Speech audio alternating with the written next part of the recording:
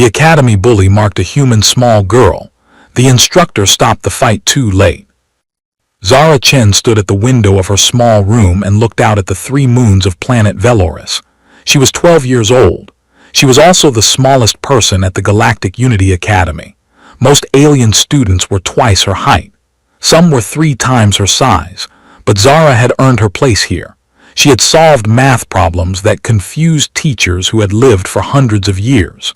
She was the youngest human ever accepted to this school. The academy was famous across the galaxy. Students came from 100 different worlds to study here. They learned science, history, combat, and diplomacy. The goal was to create leaders who could bring peace between species, but peace was hard to find in the hallways.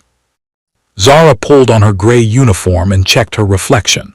Brown skin, black hair cut short, and eyes that her mother always said were too serious for a child. She touched the small Earth flag sewn on her sleeve. There were only 8 humans at the academy.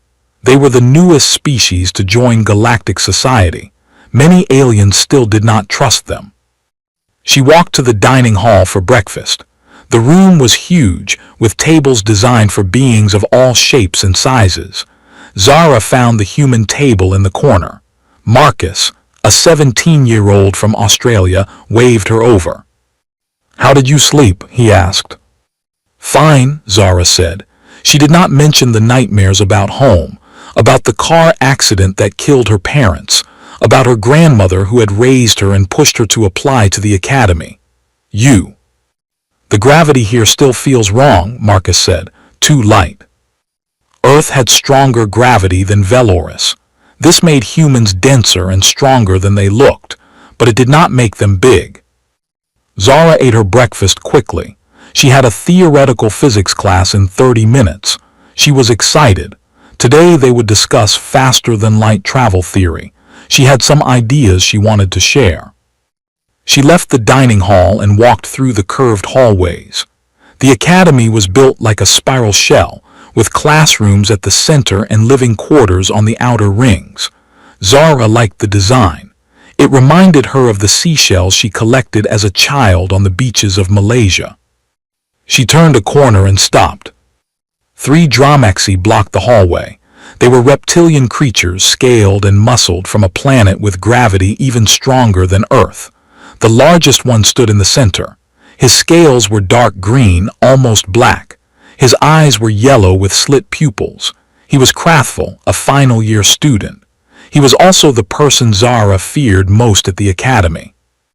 "Little soft skin," Krathful said. His voice was deep and rough. "Walking alone again." Zara kept her face calm. "I am going to class." "Class can wait." Krathful stepped closer. His 2 friends laughed. "I have been watching you, human. You think you are smart. You think you belong here, but you are nothing. Your species crawled out of the mud only yesterday. You have no right to stand with true civilizations." Zara said nothing. She had learned that responding only made things worse. "On my world, the weak serve the strong," Krathful continued. "This is the natural law. You humans have forgotten this because you had no predators left to teach you, but I can teach you." He reached out with one clawed hand and grabbed Zara's arm. His grip was like iron. She did not cry out, though the pressure was painful. "Today I will mark you," Krathful said. "Do you know what that means?" Zara knew. She had studied every species at the academy before arriving. The Dromaxi had a tradition called marking. When a stronger warrior claimed a weaker one as property, they carved their clan symbol into the flesh. It was legal under Dromaxi law, and the academy respected all cultural practices, even the violent ones. "I see you understand," Krathful said. He smiled, showing rows of sharp teeth. "Good. Then you know that after today you belong to me. You will serve my clan for 20 years. This is our way." Zara's heart was beating fast, but her mind was working faster. She had read everything about Dromaxi culture. She knew things that Krathful probably thought she did not know. He pulled out a ceremonial claw. It was curved and sharp, made from the fang of a great beast from his homeworld. This was the tool used for marking. The cuts it made would scar permanently. "Hold still," Krathvul said. "If you fight, I will hurt you more than necessary." Zara did not hold still. She pulled back, trying to free her arm, but his grip was too strong. His friends grabbed her other arm and her shoulder. She was trapped. Krathvul pressed the claw to her left shoulder, just below the collarbone. Then he began to cut. The pain was sharp and hot. Zara clenched her teeth. She did not scream. She would not give him that satisfaction. Blood ran down her arm, soaking into her gray uniform. The claw moved in precise lines, carving a symbol into her skin. It was the mark of Krathvul's clan, 3 curved lines crossing a circle. When he finished, he stepped back and admired his work. "Now you are mine, little human. The mark proves it. Go to your teachers. Go to the council. They cannot help you. This is legal. This is tradition." His friends released her. They were all laughing now. Zara looked down at her shoulder. Blood was still flowing from the wound. She could feel it dripping down her arm. The pain was constant, burning. Then she looked up at Krathvul.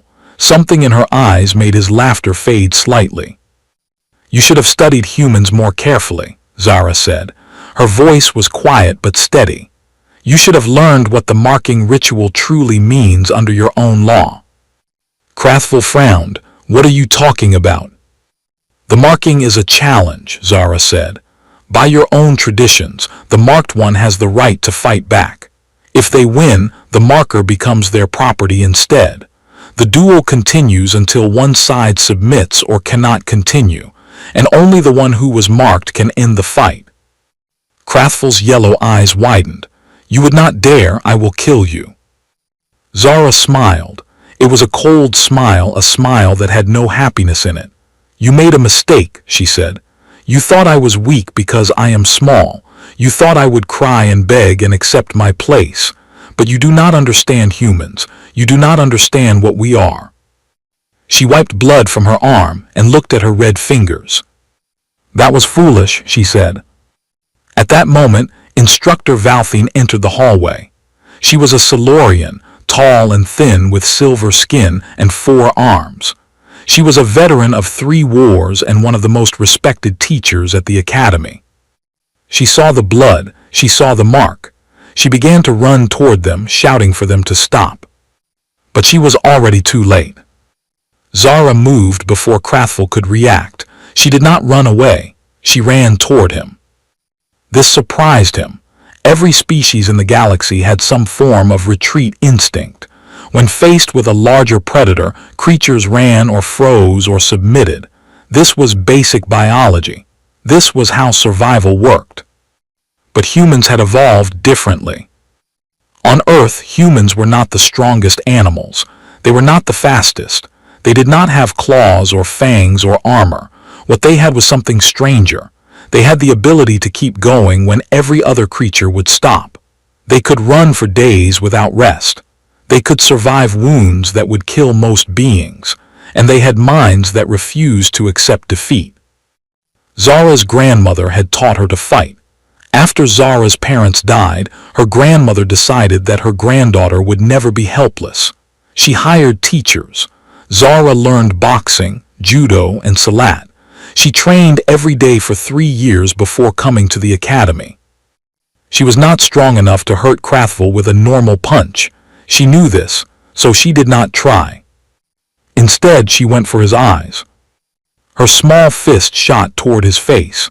Krathvul raised his arm to block, but Zara was already changing direction. Her fingers jabbed at the soft tissue around his left eye. The scales there were thinner, more sensitive. Krathvul roared in pain and swung his arm. The blow caught Zara in the chest and threw her backward. She hit the wall hard. For a moment she could not breathe. But she stood up. Instructor Valthine was shouting now. "Stop this immediately, both of you." Zara ignored her. By Dromaxy law, the marked one controlled the duel. Only Zara could end it, and she had no intention of ending it. Krathvul's friends moved to help him, but Valthine stepped between them. "You cannot interfere in a marking duel. This is the law your own people created. Stand back." The Dromaxi hesitated. They looked at their leader, who was touching his eye and growling. "I do not need help to crush an insect," Krathvel said. "Stay out of this." He charged at Zara. His claws were extended. Each one was as long as her fingers and sharp enough to cut through metal. Zara waited until the last moment. Then she dropped low and rolled between his legs. As she passed under him, she struck the back of his knee. It was a joint, a weak point where the scales did not fully protect the flesh. Krathvel stumbled but did not fall. He spun around, his tail whipping through the air. It caught Zara across the back and sent her crashing into the floor. Pain exploded through her body. She felt something crack in her chest, a rib, maybe two. Every breath hurt. But she stood up. Krathvel stared at her. "Why do you not stay down? You cannot win this. You must know this." Zara spat blood onto the floor. "You do not understand," she said. "Winning is not the only reason to fight." She came at him again. By now, other students had gathered in the hallway. They watched in silence. Many had never seen a human fight before. They had heard stories, of course. Humans were called persistence predators. They were said to hunt by chasing prey until it collapsed from exhaustion. But hearing stories was different from seeing it happen. Zara was small and bleeding and clearly outmatched, but she would not stop. She targeted Krathvel's joints. His elbows, his knees, the places where his scales met and left gaps. She could not hurt him badly with any single strike, but she was not trying to end the fight quickly. She was trying to last. Krathvel hit her again and again. He threw her into walls. He slashed her with his claws. Her uniform was torn and red with blood. Her left arm was hanging wrong, probably dislocated. A cut above her eye was bleeding into her vision. But every time she fell, she stood up. 5 minutes passed, then 6, then 7. Instructor Valthine watched with growing horror. She had seen many battles in her long life. She had never seen anything like this. The human child should have surrendered long ago. Any rational creature would have surrendered. But Zara kept fighting with the same cold focus she had shown from the start. And something was changing. Krathvel was slowing down. His species was built for short, explosive combat. They were ambush predators on their homeworld. They attacked with overwhelming force, killed quickly, and then rested. They were not designed for long fights. Humans were. "What is wrong with you?" Krathvel gasped. He was breathing hard now. His swings were slower, less precise. "Why will you not submit? I have beaten you a dozen times." Zara wiped blood from her eye. "Submission," she said, "is not something my species does." She attacked again. This time, her strike to his knee made him stumble. He dropped to one leg for a moment before pushing himself back up, but he was clearly tired. The watching students began to whisper among themselves. A Valorian scholar, ancient and wise, spoke quietly to his companion. "I have read about this. The humans call it adrenaline. Their bodies produce chemicals that block pain and increase endurance, and their minds can override their survival instincts. They can choose to fight when every part of their biology tells them to stop." His companion, a small Nixari with fur like silver wire, shook her head. "That sounds like madness." "Perhaps," the Valorian said, "or perhaps it is what allowed them to survive on one of the deadliest planets in the galaxy. Their world tried to kill them constantly. Weather, animals, disease, even the land itself. They had to become something that simply would not give up." At minute 8, Zara landed a solid hit to Krathvel's throat. He gagged and stepped back, his hands going to his neck. At minute 9, she used his moment of weakness to strike his knee again. This time, something gave. He roared in pain and fell to the ground. But he was not finished. He grabbed Zara's leg and pulled her down. They struggled on the floor, his greater size and strength still dangerous. He got his hands around her throat and began to squeeze. Zara's vision started to go dark. She could feel her lungs burning for air. Any other creature would have panicked, would have clawed uselessly at his hands, would have submitted to save their life. Zara reached up and pressed her thumbs into his eyes. Krathvel screamed and released her. He rolled away, covering his face. Zara gasped for breath and crawled to her feet. She was barely standing now.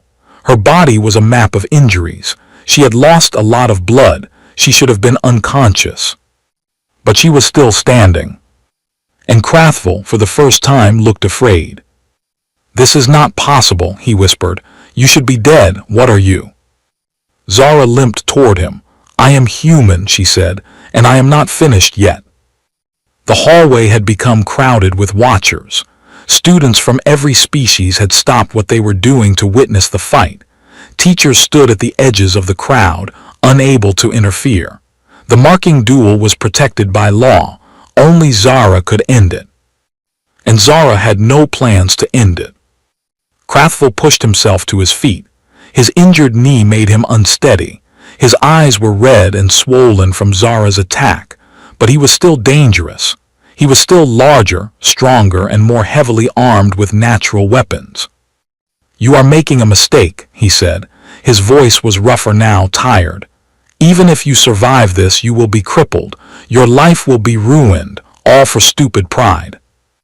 Zara circled him slowly. Her left arm was useless, hanging at her side. She kept her right hand raised, protecting her face. Blood dripped from her wounds onto the floor, leaving a trail wherever she walked. "This is not about pride," she said.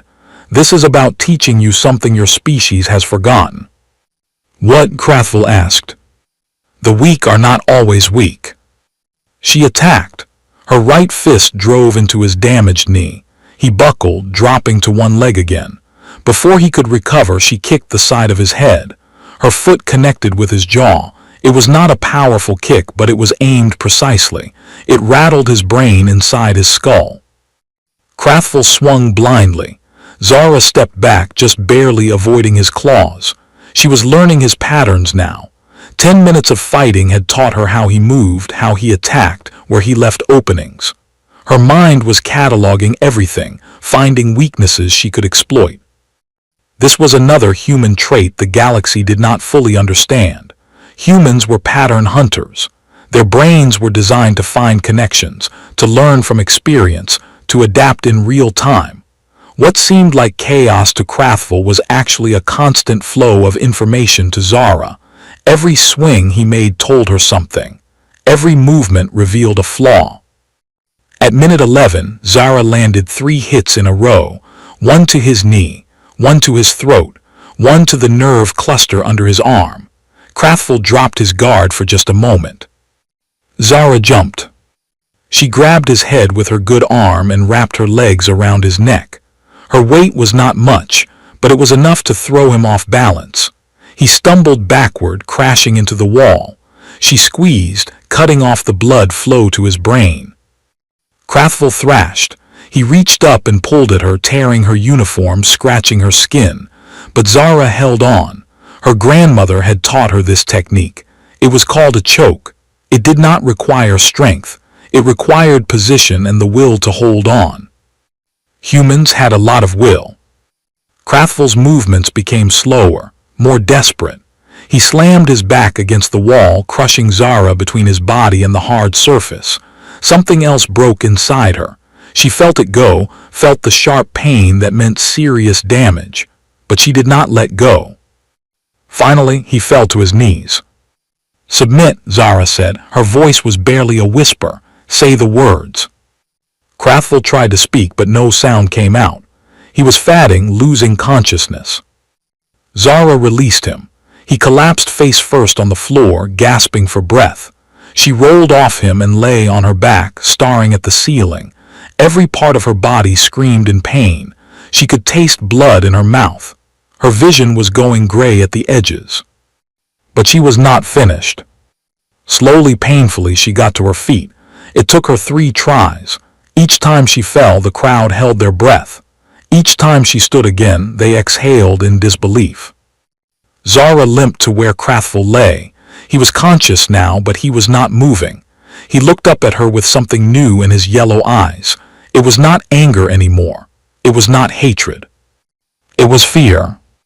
Say the words, Zara said again. Submit to me and this ends.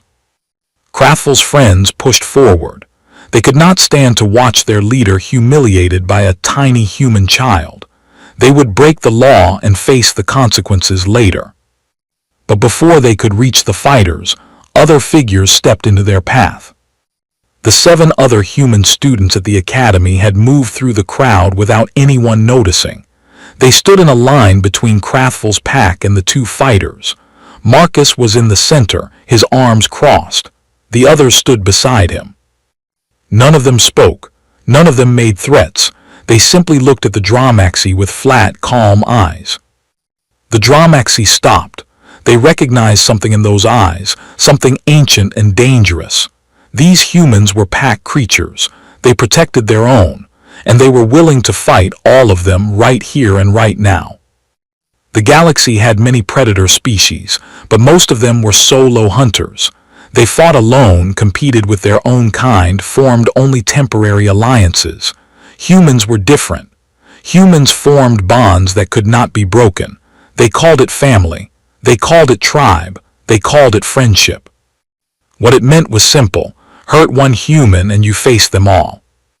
Kraftful's friends looked at each other. They looked at the human students. Then they stepped back and did nothing. In the center of the hallway, Zara stood over her fallen enemy. Her blood had formed a pool around her feet. Her body was barely holding together, but her eyes were bright and focused. Submit, she said for the 3rd time. Kraftful closed his eyes. His voice came out as a croak. I submit. I yield to you. By the laws of my people, I am yours. The words echoed through the silent hallway. Zara nodded. Then she reached down with her bloody hand and pressed her thumb to his forehead, leaving a red mark on his scales. I accept your submission, she said. She spoke in Dromaxi now, perfectly pronounced. You are clan-bound to me. For 20 years you will serve. This is your law. This is your tradition. I am simply following it. She had planned this.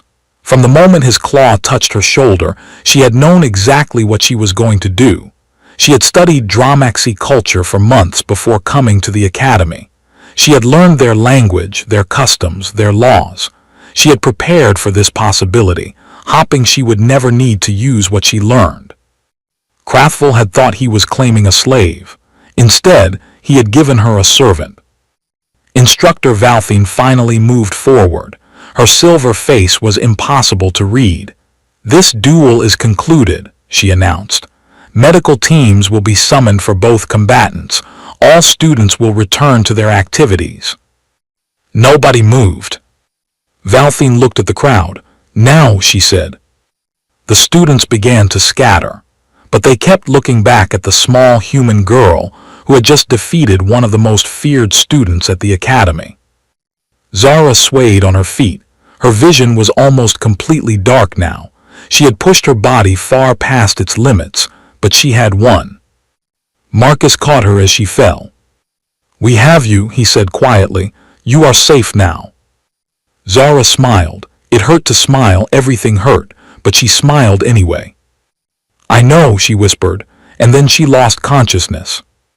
Zara woke up in the medical bay 3 days later. The room was white and clean, filled with machines that beeped and hummed. Her body was wrapped in bandages and connected to tubes that fed medicine directly into her blood. A Helorian doctor stood beside her bed. He was blue-skinned with 6 fingers on each hand and eyes that changed color with his emotions. Right now, they were orange, which meant he was relieved. You are awake, he said. Good, we were worried. Zara tried to speak, but her throat was too dry. The doctor gave her water. You had 4 broken ribs, he continued, reading from a screen. A dislocated shoulder, a punctured lung, deep cuts on your arms, chest, and face, internal bleeding, a fractured cheekbone, damage to your spinal cord that we managed to repair. He looked at her with respect in his color-shifting eyes. By all medical logic, you should have died. Your body continued fighting long after it should have shut down. Humans are stubborn, Zara whispered. Yes, the doctor said. I am beginning to understand this. The door opened, and Instructor Valthine entered. She moved to the foot of Zara's bed and stood with her forearms clasped behind her back. "How do you feel?" she asked. Zara considered the question, "Like I was hit by a shuttle." "You were hit by something worse than a shuttle. Krathful has killed before. He was the strongest warrior in his clan before he came to the academy. You should not have been able to beat him." "But I did." Valthine nodded slowly. "Yes, you did." She paused. "The Academy Council has been discussing what happened. Many of them are upset. They believe humans are too dangerous to be allowed here." Zara felt a cold knot form in her stomach. "Are they going to expel me?" "No, they cannot. You broke no rules. Krathful initiated the marking ritual. You responded according to his own cultural laws. Everything you did was legal." Valthine's silver face showed something like amusement. "In fact, several council members pointed out that you showed remarkable knowledge of Dromaxi tradition, better knowledge than most Dromaxi students." "I like to be prepared." "Clearly." Valthine pulled a chair next to the bed and sat down. "I have been teaching at this academy for 40 years. I have seen students from 100 different worlds. I thought I understood what humans were. I was wrong." Zara said nothing. She waited. "When your species first made contact with the galaxy, we studied you carefully," Valthine continued. "We learned that you came from a high-gravity world with extreme weather and dangerous wildlife. We learned that you were persistent predators who hunted by running prey to death. We learned that you had unusual pain tolerance and healing abilities, but we thought these were simply physical traits. We did not understand what they meant." She leaned forward. "When I saw you fighting Krathful, I finally understood. Your species does not have a quit instinct. Other creatures know when they are beaten. They submit to survive. Humans do not have this. You can choose to keep fighting when your body is broken and your chances are zero. This is terrifying." "We call it determination," Zara said, "or stubbornness, depending on who you ask." "It is more than that. It is a form of madness. A useful madness perhaps, but madness all the same." Valthine stood. "I will be honest with you, child. Many species at this academy now fear humans. They have seen what a 12-year-old girl can do when pushed. They are imagining what your soldiers could do, what your adults could do." "Good," Zara said. Valthine raised a silver eyebrow. "Good. My grandmother taught me something. She said that if you are small, you must make people afraid to touch you. Not because you will beat them, but because the cost of fighting you will be too high. That is how humans survived on Earth. Every predator that attacked us learned that we were not worth the trouble. And you wanted to teach this lesson to the academy."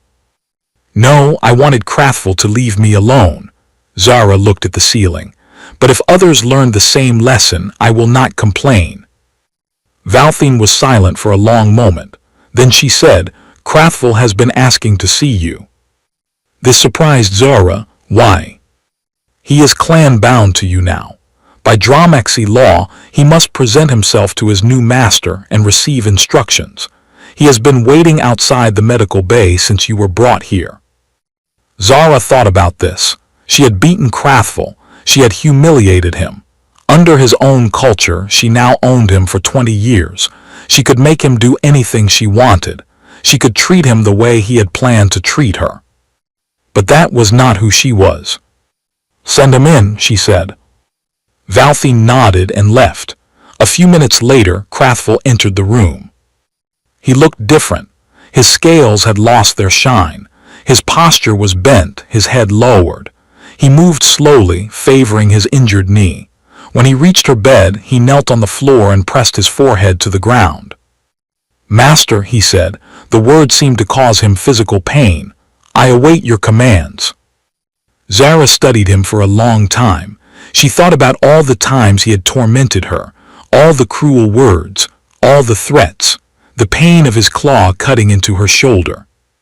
"Look at me," she said. Krathful raised his head.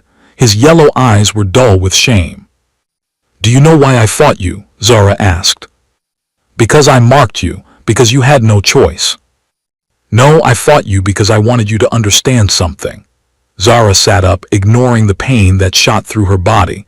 I am not weak. Humans are not weak. We are small, yes. We are soft. We do not have scales or claws or fangs, but we have something else. We have the will to fight when fighting is stupid. To keep standing when standing is impossible. You thought I was prey. I am not prey. I'm a predator wearing the skin of prey. Krathvul said nothing, but something changed in his eyes. The shame was still there, but there was also a flicker of respect. I am not going to mistreat you, Zara continued. I am not going to humiliate you or make you suffer. That would make me the same as you were. Instead, I am going to give you a job. You will protect the other humans at this academy. Anyone who threatens them will answer to you. Can you do this? Krathvul blinked. This was clearly not what he had expected. You want me to protect your people? Yes, you are strong. You are feared. Use that fear to keep my people safe. In exchange, I will treat you with respect and speak well of you to others.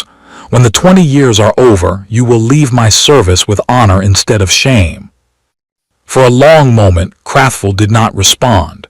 Then he lowered his head again. But this time, it was not the submission of a defeated enemy. It was the bow of someone accepting a worthy task. I will do this, he said. I will protect your people. I swear it on my clan and my blood. Zara nodded. Then we have an agreement. You may go. Krathvul stood. He walked to the door, then stopped and looked back. Why? He asked. Why show me mercy? I would not have shown you any. Zara smiled. Because humans are not just predators, she said. We are pack animals. We take care of those who belong to us. And as of 3 days ago, you belong to me. Krathvul stared at her for a long moment.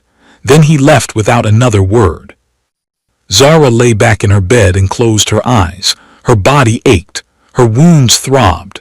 She had a long recovery ahead of her. But she was smiling. She had come to the academy to learn and grow and prove that humans belonged among the stars. She had not expected to do it this way. But her grandmother always said that you could not control what life threw at you. You could only control how you responded. Zara had responded like a human. And the galaxy would never forget it. 5 years passed. Zara Chen stood at the front of the Grand Assembly Hall. She was 17 now, taller than before but still small compared to most species. The scar on her shoulder was visible above the collar of her formal uniform. She had never tried to hide it.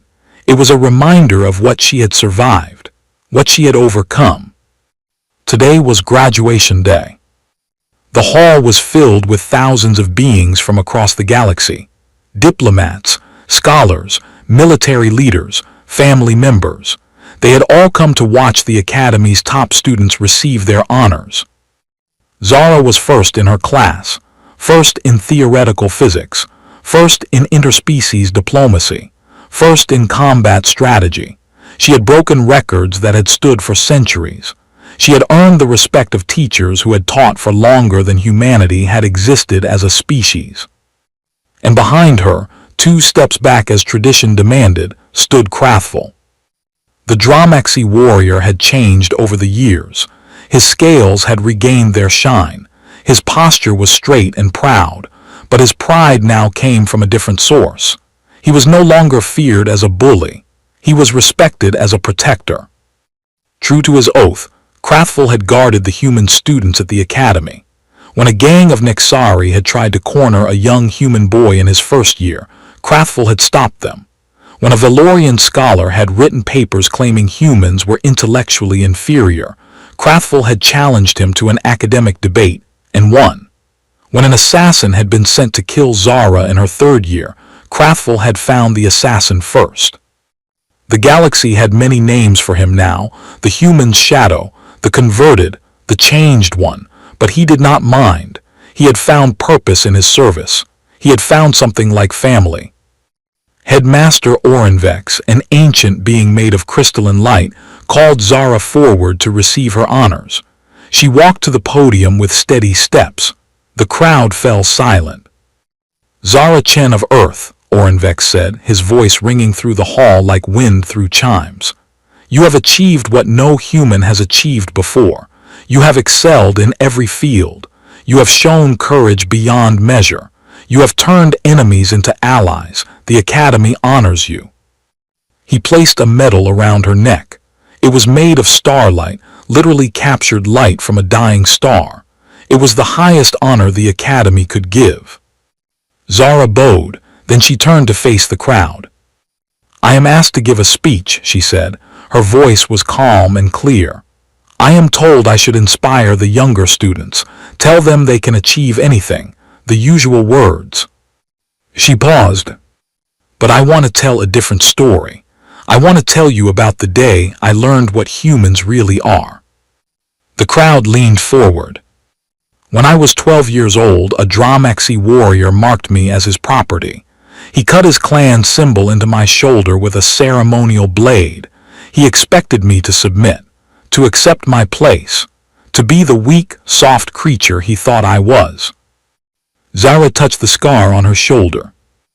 I did not submit. I fought him for 11 minutes. I was beaten, thrown, cut, and nearly killed. But I kept standing. I kept fighting. Not because I thought I could win. I fought because giving up was not something I knew how to do. She looked at Krathful, who stood at the edge of the stage. That Dramaxi warrior is now my closest companion. He has protected my people for 5 years. He has grown and changed and become something better than he was. And he did this not because I forced him, but because I showed him another way. Zara turned back to the crowd. The galaxy calls us many things. Deathworlders, persistence predators, stubborn, dangerous.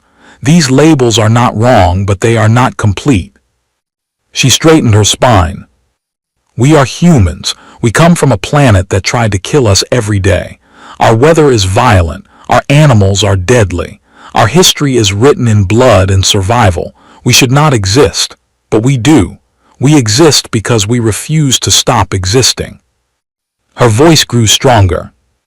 And now we are here among the stars. We are the youngest species in galactic society.